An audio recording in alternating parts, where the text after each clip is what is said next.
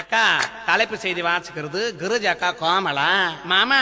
ஒரே ஒரு கிராமத்துல ஒரே ஒரு கல்லு கடை, ஒரே ஒரு கடையில தான் ஒரே ஒரு கீரை வளர்ந்த ஒரே ஒரு வடைக்கு தானே 9 பேர் போட்டி. அந்த 9 பேரும் போட்டி போட்டது அவங்க போட்டி வேட்டி. ஏக்கா ஒரே ஒரு கிராமத்துல ஒரே ஒரு கல்லு கடை, ஒரே ஒரு